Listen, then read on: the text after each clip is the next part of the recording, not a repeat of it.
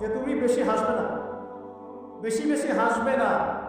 সূরা তওবার মধ্যে একটা আয়াত আছে, তারা বেশি বেশি হেসে নিক, অচিরে তারা এমন অনেক বেশি কান্নাকাটি শুরু করবে।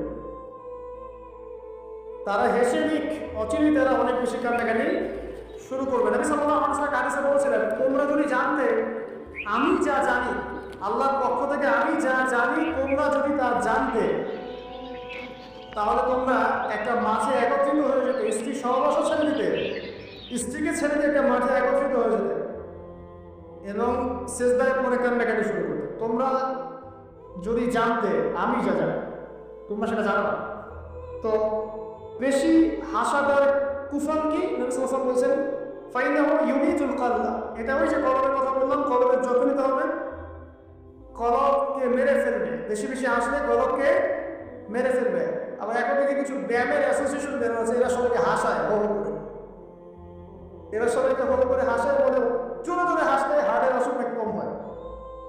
আর আল্লাহ রাসূল বলছেন, যারা বেশি বেশি হাসে এদের কলব মরে যায়। নবীজি কেমন করে হাসতেন?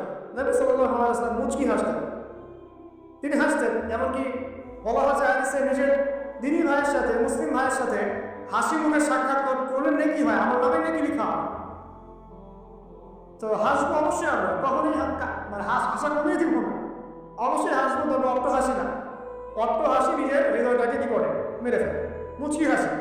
আর নবীজি কখনো কখনো এমনভাবে হেসেছেন যে তার দাঁত দেখা গেছে, এমনভাবেও হেসেছেন, কিন্তু সেটা সংখ্যা কম ছিল। তো আসুন, এর একটা কুফল আছে, এবং এই অট্ট হাসি বেশি বেশি দেওয়ার ফলে চেহারার যে নূর, মুত্তাকি মানুষ যারা, নামাজি মানুষ যারা কোরআনের সাথে সম্পর্ক রাখে, দেখবেন চেহারাটা নূর থাকে, একটা আলো থাকে, আল্লাহর পক্ষ থেকে নূর থাকে, একটা রোগ থাকে, একটা প্রভাব থাকে, রোগ মানে প্রভাব। তো বেশি বেশি জোরে হাসতে চেহারার নূর কমে যায়। একটু খেয়াল করে দেখবেন, আপনি 5 ওয়াক্ত সালাত জামাতের সাথে পড়ার চেষ্টা করেন, নিয়মিত তাহাজ্জুদ করতে অভ্যাস করেন, দেখবেন ফজরের রাতের দিকে আপনার চেহারা দিয়ে কিছু একটা নূর বের হচ্ছে। এটা হবে, দেখবেন চেহারা নূরানি লাগবে। দেখবেন অনেক ভাই যারা মারা গেছেন, যারা পড়াতে গিয়ে দেখবেন চেহারা নূরানি, চেহারাতে আলো বের হচ্ছে। আর মানুষ যত বেশি পাপ করতে থাকে, চেহারার নূর তত কমতে থাকে, চেহারার নূর তত কমতে থাকে। যত বেশি প্রকাশ্য গোপন পাপ মানুষ করতে থাকে, চেহারার নূর কমতে থাকে। তবে অনেক নূরানি চেহারার পিছনেও কিন্তু শয়তান থাকে, এটাও মাথায় রাখতে হবে। তো আল্লাহ পাক আমাদেরকে, আল্লাহ পাকের প্রকৃত মুত্তাকি বান্দা হওয়ার তৌফিক দান করুন, আমিন। আর দুটো ওসিয়ত তিনি করেছেন, সেটা হলো যে কুলতু জিদনি ইয়া রাসূলুল্লাহ, আমি বললাম ইয়া রাসূলুল্লাহ আমাকে আরো বাড়িয়ে দিন, আরো ওসিয়ত করুন। তিনি বলছেন, কুলিল হাক কানা মুররান, সবসময় সত্য কথা বলবে, যদিও এটা তিতা শোনায়, মানুষের কাছে তিক্ত মনে হয়, তুমি সত্য কথা বলবে। আর সত্যের সংজ্ঞাটা আমাকে জানতে হবে। সত্যের সংজ্ঞাটা আমরা যা শিখেছি, এটা চূড়ান্ত সংজ্ঞা নয়। সত্যের ডেফিনিশন হচ্ছে সূরা কাহফের 29 নম্বর আয়াত আছে। কোন সূরা? সূরা কাহফ 29 নম্বর আয়াত আছে। আল্লাহ পাক বলেছেন, ওয়াকুলিল হাক্কু মির রাব্বিকুম ফামান শাআ ফালিউমিন ওয়া মান শাআ ফালিয়াকফুর। সত্য সেটাই, আরো করে শোনেন, সত্য সেটাই যা তোমার রবের পক্ষ থেকে নাযিল হয়। যার ইচ্ছা হয় সে মেনে নিক, ঈমান আনুক, যার ইচ্ছা হয় অস্বীকার। ইন্না আতাদনা লিযালিমিনা নারা, আমি জালিমদের জন্য আগুন প্রস্তুত করেছি, ইলা আখির আয়াত। তো এখানে আল্লাহ সত্যের ডেফিনেশন দিয়েছেন, ডেফিনেশন অফ ট্রুথ। সত্যের ডেফিনেশন কি? আল্লাহর পক্ষ থেকে যা নাযিল হবে সেটাই সত্য। আল্লাহর পক্ষ থেকে তাওরাত নাযিল হয়েছে, ঠিক আছে, জাবুর নাযিল হয়েছে, ইনজিল নাযিল হয়েছে, সুহফ ইব্রাহিম মুসা নাযিল হয়েছে, কোরআন নাযিল হয়েছে। যখন তাওরাত নাযিল হয়েছিল, তাওরাত ওই যুগের জন্য সত্য মিথ্যার চূড়ান্ত মানদণ্ড ছিল, এখন না, কারণ সেটা রহিত হয়ে গেছে। জাবুর ওই যুগের জন্য সত্য মিথ্যার চূড়ান্ত মানদণ্ড ছিল, ইনজিল ওই যুগের জন্য ছিল। যখন থেকে কোরআন নাযিল হয়েছে এবং সুন্নাহ এসেছে, কিয়ামত পর্যন্ত সত্য মিথ্যার এর বাইরে কোনো মানদণ্ড আছে? তবে যে কোনো বুদ্ধি, যে কোনো দর্শন বা ফিলোসফি, যে কোনো স্কুল অফ থট, যে কোনো মতবাদ, যে কোনো বৈজ্ঞানিক আবিষ্কার, যেটাই হোক না কেন, যদি কোরআন এবং সুন্নাহর সাথে মিলে যায়, সাংঘর্ষিক না হয়, সেটাকে মেনে নিতে আমাদের কোনো আপত্তি নেই, ঠিক আছে।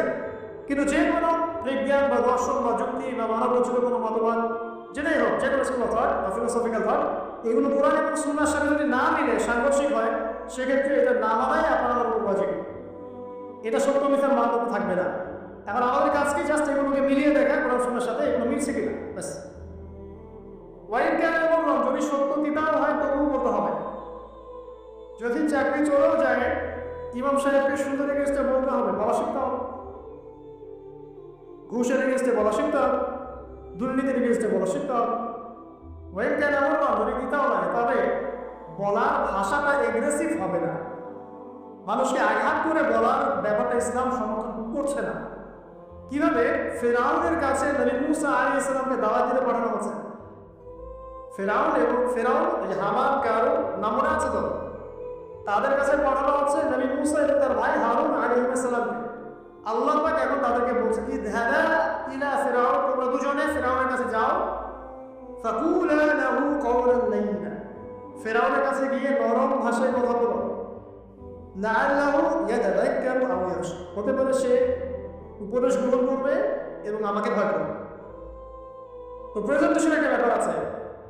আল্লাহ নবী মুহাম্মদ সাল্লাল্লাহু আলাইহি ওয়াসাল্লামকে বলছেন যে উদউ ইলা সাবিলি রাব্বিকা বিল হিকমা, তুমি তোমার রবের দিকে মানুষকে ডাকো প্রজ্ঞার সাথে, ওয়া মাউইযাতিল হাসানা, এবং উত্তম উপদেশের সাথে। রুড ভাবে না, এগ্রেসিভলি না, চরম পন্থার প্রয়োগ করে নয়, এমনভাবে যাতে করে সত্যটা উপস্থাপিত হয় এবং আপনার ভাষার উপস্থাপনা, এক্সপ্রেশন এবং অ্যাটিটিউডটা এগ্রেসিভ করে না। ঠিক আছে, এই বিষয়টা খেয়াল রাখা উচিত আমাদের। আমরা যারা ওয়াইজ বা বক্তা বা খতিব বা দায়ী আছি, মানুষকে আঘাত করে কথা বলে আসলে ফায়দা করতে হয়, বরং তাকে যদি বুঝিয়ে দেওয়া যায়, সত্যতা উপস্থাপন করা যায়, আর আল্লাহ যদি তার তাকদীরে হেদায়েত লিখে রাখে, ইনশাআল্লাহ সে হেদায়েত পাবে। আর যদি নাও পায়, আপনার দায়িত্ব শেষ। আপনি উপদেশ দিন, আপনি শুধু উপদেশ দাদা, আপনি কারো প্রতি দারোগা নন। আপনি উপদেশ দিন, যদি উপদেশ কাজে আসে, যারা আল্লাহকে ভয় করে তারা শীঘ্রই উপদেশ গ্রহণ করবে। আল্লাহ আমাদের সবাইকে প্রকৃত দায়ী হওয়ার তৌফিক দান করুন, আমিন। একজনের কথা বলে আমি সামনে যাচ্ছি। মুসআব বিন উমাইর রাদিয়াল্লাহু আনহু, ইসলামের ইতিহাসের প্রথম দায়ী, যাকে নবী সাল্লাল্লাহু আলাইহি ওয়াসাল্লাম মক্কা থেকে মদিনায় পাঠিয়েছিলেন, যিনি বিলাসী জীবনযাপন করতেন জাহিলি যুগে। তার এত দামি পারফিউম ছিল, আতর ছিল, খুশবু ছিল, যে মক্কায় কারো কাছে নাই। বুঝতে পারছেন? ইসলাম কবুল করার পরে তার অবস্থা এমন হয়েছিল যে তার একাধিক পোশাকও নাই, যেটা চেঞ্জ করে নামাজ পড়বেন।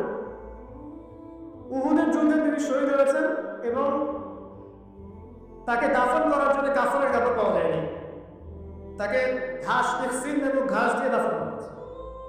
এই হলো আপনার দুনিয়ার শেষ পর্যন্ত, কিন্তু পরকালে তিনি এখন জান্নাতুল ফিরদাউসে আসেন। এখানে আপনি সাফল্যও বুঝতে পারছেন।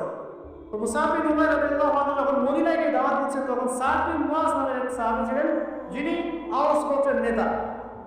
তিনি দাওয়াতের কাজ করছেন, কিন্তু সাদ বিন মুআজ তার কাছে এটা পছন্দ হচ্ছে না। তিনি এসে খুব কড়া ভাষায় বললেন যে, মদিনা থেকে এই দাওয়াতের কাজ যদি বের না করো, তাহলে তোমার আমার মাঝখানে যে আত্মীয়তার সম্পর্ক আছে এটাও থাকবে না, মানে তোমাকে আমি হত্যা করবো।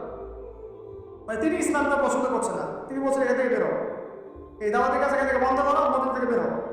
তখন মুসআব বিন উমাইর কি করছেন শোনেন। তিনি বলছেন, তিনি কোনো রকম এগ্রেসিভ কথা বলতেন না। আমরা হলে কি করতাম? আমরা হলে কিন্তু এগ্রেসিভ কথা বলতাম। আমাদের ইস্যু না থাকলেও যে পরিমাণে এগ্রেসিভ কথা আমরা বলি, ইস্যু খুঁজে বের করে একজনের মানহানি করার জন্য, আন্ডারস্টিমেট করার জন্য, মানুষের চোখে তাকে আন্ডারস্টিমেট করার জন্য, কত কি না ইস্যু না থাকলেও। আর এখানে তো ইস্যু জানো না, তাকে এসে পড়া ভাষায় বলছে বের হয়, এই মসজিদ থেকে বেরো, দাওয়াতের কাজ করা। তিনি বলছেন, আচ্ছা আপনি কি একটু বসবেন, একটু শুনবেন? ওয়াইন রদি যাবে কবিল, আমি যে দাওয়াতটা দিচ্ছি এটা যদি আপনার পছন্দ হয় তাহলে আপনি কবুল করবেন।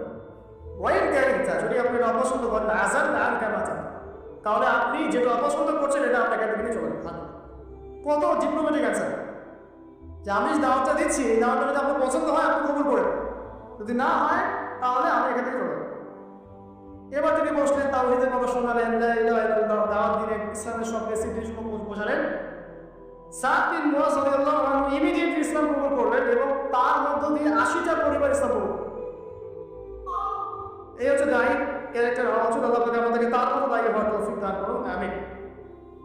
তো যেটা বলছিলাম যে সত্য উপস্থাপন করতে হবে, তবে মাউইজাতুল হাসানা, হিকমার সাথে, প্রজ্ঞার সাথে এবং যুগোপযোগীভাবে কোরআন সুন্নাহকে হাতে নিয়ে ওয়ার্ল্ডকে ডিল করার মতো জ্ঞান থাকতে হবে।